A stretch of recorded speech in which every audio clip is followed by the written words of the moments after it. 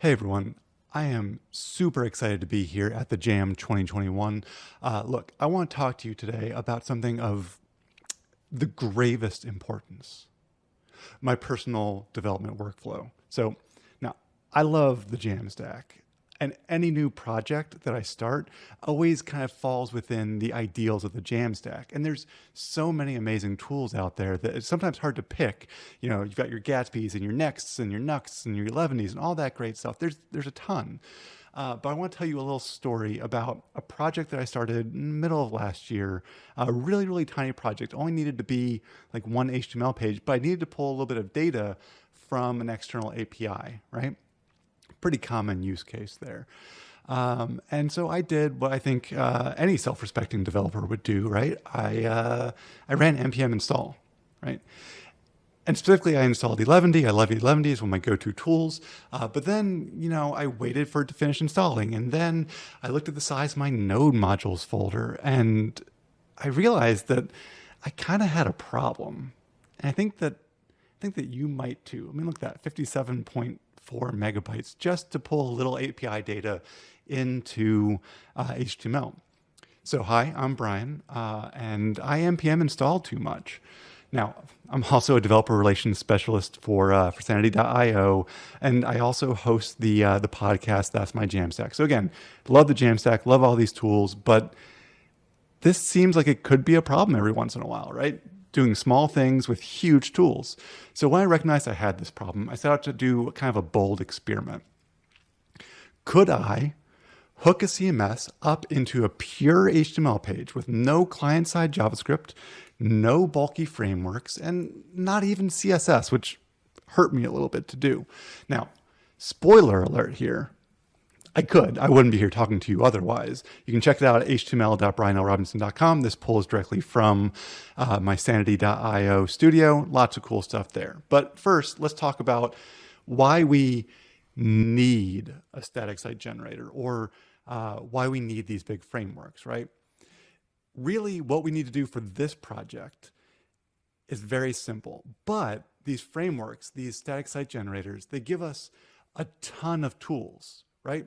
Most of those tools on maybe most of the projects are unnecessary. So this experiment, all we need is something to let us do a template, let us take some data and put those two things together and export an HTML file. Seems like it should be pretty simple, and I shouldn't need a whole framework to do that. So I like HTML. I like doing left and right angle brackets. I like the static nature of it. I might be in the wrong spot to be doing that in probably a pretty JavaScript heavy conference, but I'm super happy writing templates that look like HTML. So the more along the lines of this that I can get, the happier I am. So pretty simple HTML page. We have a little happy syntax in there for pulling in variables, a little bit of looping through data. It's nothing major, things that I shouldn't need a whole framework to do.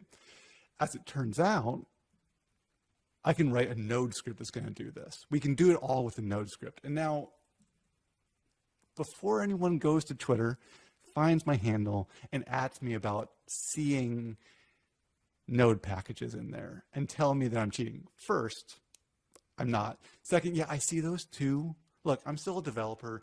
Why rewrite all these things when we can install a few things, right? So here's what we're using. Very simplified stuff, right? To do our templating, we're going to use handlebars.js. It's super lightweight. It gives me roughly the authoring experience that I like, and it's really, really small. I like it a lot. And then we have some other dependencies here. We've got our Sanity client. We've got a Sanity package called block content.html. It's going to do some stuff for us. Obviously, I am a DevRel for Sanity. When I pull CMS, it's probably going to be my content platform of choice. Though this is totally interchangeable with really any other API. And so really, I needed these for the other, even if I had a static site generator, so I might as well go ahead and pull them in here and not count it as cheating, right? But really, look, come on. The final node module size for this new project is 14.6 megabytes. Compared to that 57, like that's what? That's like a quarter of the size? I call this a win. Let's just look at the script. So first we have to have a main function that's going to actually come in and be able to run all the things we need it to run. So let's take a look at this.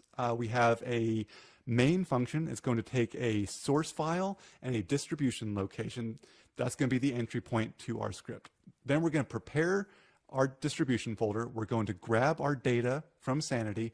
We're going to prepare our HTML, and then we're going to write our HTML into a file. Let's take that step by step. First, we have a function, a prepare function. All it's going to do is it's going to look to see if this directory exists already. If it doesn't, it's going to make it. Easy peasy.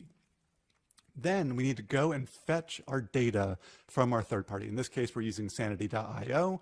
I've got a get sanity data function.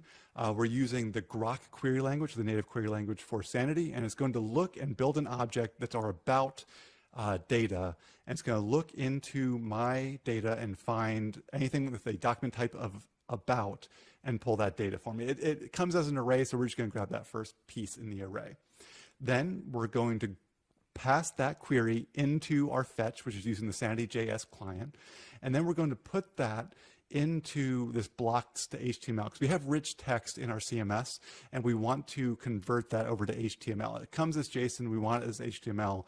This little package is going to convert it for us. And then we just need to return that data back out.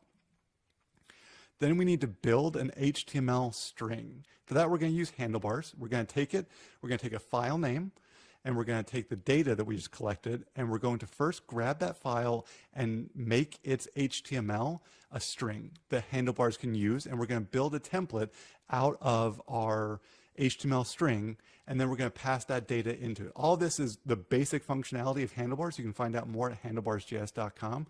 And then all we're going to do is we're going to output that string from the template back to our main function again.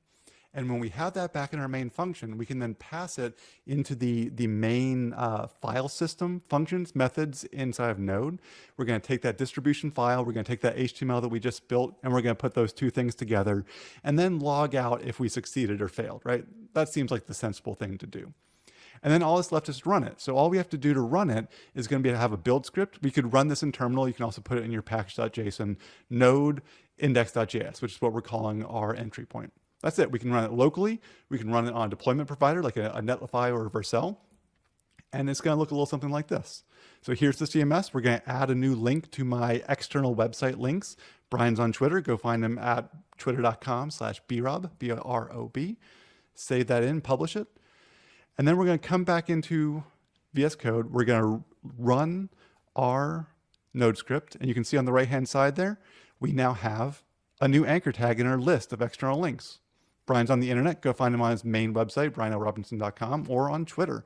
No problem. Easy peasy. And that's all in that handlebars loop, all pulling from that data in Sanity.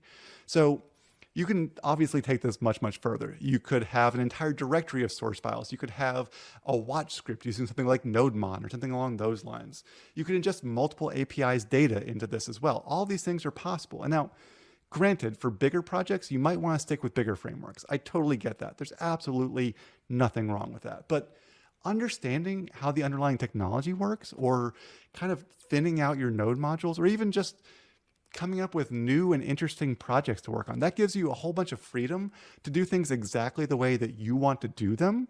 And that's part of the fun of the Jamstack, isn't it? Anyway, I want to see you take it further. Feel free to reach out to me, ask questions on Twitter. You can at me about cheating. That's fine. I was joking before. I'm on Twitter at brob, at BROB. I'm looking forward to talking to you there. See you around.